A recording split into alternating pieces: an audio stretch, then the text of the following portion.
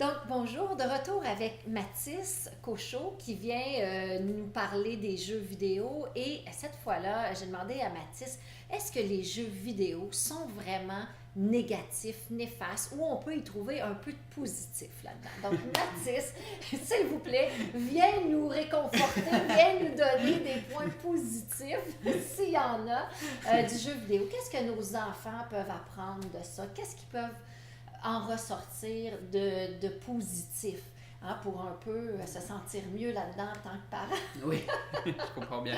Alors, c'est sûr que ça va dépendre beaucoup du type de jeu auquel l'enfant joue. Est-ce que c'est des jeux de stratégie, des jeux où on voit juste le flingue où tout le monde s'entretue?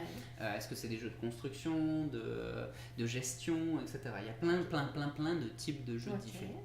Est-ce que, excuse-moi, Ouais, mais est-ce vas-y. que tu peux me nommer comme un titre qui va avec un titre, mettons, tu sais, pour que je sache que mes garçons, par exemple, qui jouent à... je regarde, là, je vois les petits bonhommes, mais je ne me rappelle plus que c'est. À Clash of Clans.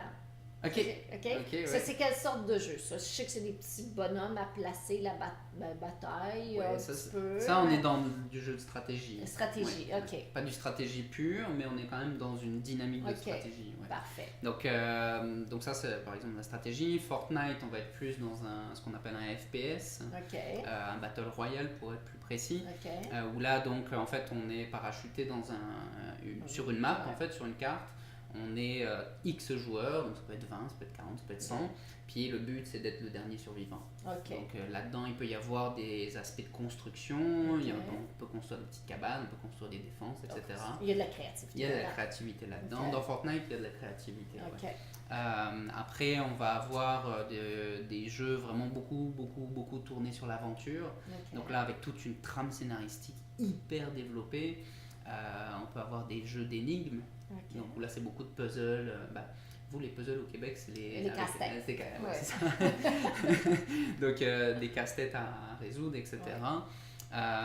Donc il y a vraiment une grande variété de jeux. Il y a des jeux 2D en scrolling, par Ok. exemple Mario. Oui, Mario oui, qui est un jeu 2D. oui. Donc Mario va beaucoup faire développer la dextérité de la personne.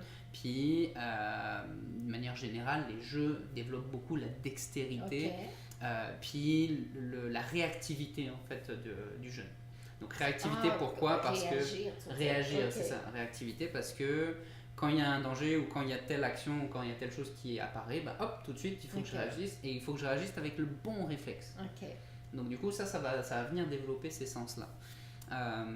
Après, si je sors un petit peu, si je vais un peu plus loin que ça, moi, ce que j'ai observé beaucoup, ce que ça m'a beaucoup apporté, c'est le sens de l'observation. OK. J'ai un sens de l'observation, j'ai remarqué qu'il était plus développé que certaines personnes de mon entourage. OK. Qui avait peut-être moins joué que toi. Clairement. Donc, un sens de l'observation parce que dans les jeux vidéo, parfois, encore une fois dans certains types, il y a vraiment le détail est hyper important. Ouais. Donc il y a certains jeux par exemple où on va faire une enquête policière. Mhm. Donc forcément si on n'est pas attentif aux détails, la petite trace de sang à un tel endroit et qu'on ne la remarque pas, c'est problématique pour avancer dans le jeu. Donc ça, le sens de l'observation, c'est vraiment un des gros points en fait, un des points majeurs que ça apporte. Donc je dirais. l'observation, la créativité, la stratégie, Oui, on a dit la dextérité, la dextérité. exactement. On va partir encore un peu plus loin. Il y a beaucoup de jeux par exemple qui vont venir à apporter en fait dans leur trame scénaristique, qui vont venir apporter des réflexions sur tout un tas de sujets plus ou moins philosophiques. OK. Donc il y a des jeux par exemple qui vont venir faire réfléchir. Alors là je parle plus d'un âge comme adolescent, OK. on peut On partir parle de pas de- 14, ouais, 15 OK. ans, où on va avoir un peu plus la capacité de prendre du recul, de Mhm. réfléchir, de penser à des concepts un petit peu comme plus en profondeur. Donc il y a plein de jeux qui vont faire réfléchir beaucoup sur la mort. OK. Donc, mais la mort, pas au sens je vais te décapiter et puis t'es Ouais. mort. C'est plus la mort, qu'est-ce que ça entraîne, c'est quoi les impacts que ça a de perdre un personnage qui est proche de tel autre personnage, OK. sur l'entourage, sur l'environnement. Puis ça, est-ce que tu as un jeu en tête qui est populaire présentement, qui t'emmène à réfléchir comme ça? Ou, Alors oui, il y a un jeu qui est en développement par un producteur que j'adore, Hideo Kojima, qui est quelqu'un qui est très très très créatif, qui est Death Stranding, qui est pas encore sorti d'ailleurs. Et ça, c'est un jeu qui explore énormément l'aspect de la mort, du bébé, de la relation parent-enfant. Donc ça, c'est vraiment... Après ça, ce jeu-là spécifiquement, c'est un jeu beaucoup plus adulte. Hein. Là, on n'est même plus dans l'ado, on est plus dans la partie adulte. Mais c'est ça. Après, sinon, dans d'autres sphères, il y a Life is Strange. Life is Strange, qui est un jeu en fait qui est monté par épisode et qui fait revivre, par exemple, en fait, le personnage principal a une prémonition d'une grande tempête qui va détruire un peu la ville, et donc tout le jeu se passe avant ça. Puis c'est quoi les actions, c'est quoi les impacts de ces actions pour essayer de soit sauver le plus de gens possible donc ça c'est vraiment vraiment intéressant par rapport à ça. Puis toi, tu l'as expérimenté, tu as philosophé par rapport à certains jeux quand tu étais plus adolescent. Effectivement, j'ai vraiment le souvenir de notamment Final Fantasy VII, qui est la série Final Fantasy. Maintenant, ils sont 15e maintenant. Mais le 7, je me souviens y avoir joué à 14 ou 15 ans à peu près. Et je me souviens que c'était un jeu qui était très... moi, j'ai découvert un petit peu l'amnésie au travers de ce jeu-là, qui abordait ce sujet-là. Qui abordait aussi le sujet du dédoublement de personnalité, ou aussi le fait de construire une mémoire, en fait, des souvenirs qui ont été transformés en fait, et qui ne sont plus nécessairement en adéquation avec la réalité à l'époque où ça s'est passé. Donc ça amène des questionnements aussi par rapport à ça. C'est un jeu qui m'a beaucoup aussi apporté par rapport à la notion de l'environnement. Donc, grosse corporation qui pompe toutes les ressources de la planète, qui vend des produits pour fabriquer des armes, pour vendre des armes à d'autres pays. Donc il y a des similitudes avec notre histoire actuelle. Et puis la planète qui cherche à se défendre, qui cherche à retrouver une santé, une jeunesse, etc. Donc moi j'ai été excessivement sensibilisé à l'environnement grâce aux jeux vidéo. Vraiment, beaucoup. D'ailleurs, ça me fait penser aussi, un des aspects qui peut être très bénéfique aux jeux vidéo, c'est que moi, tous les jeux vidéo dans mon enfance, je jouais en anglais. Donc parce que j'habitais à Tahiti, c'était plus simple de faire venir des jeux vidéo en NTSC des États-Unis, donc je jouais tous les jeux en anglais. Donc ce qui fait que en fait, j'ai énormément appris l'anglais via les jeux vidéo. Ma compréhension, puis la prononciation, etc. J'ai énormément appris via les... Ça, mes enfants me le disent des fois. Je joue en anglais, je lis en anglais, là, maman. Là. Donc, tu fais bon, ok. C'est ça. Puis encore une fois, sur un jeu vidéo qui a une trame scénaristique très poussée, très développée, il va y avoir du vocabulaire extrêmement compliqué. Donc moi, je me souviens que j'avais mon petit dictionnaire d'anglais, et puis j'allais voir les mots, parce que je ne comprenais pas les mots, tous les mots, donc j'allais voir, ok, c'est ça.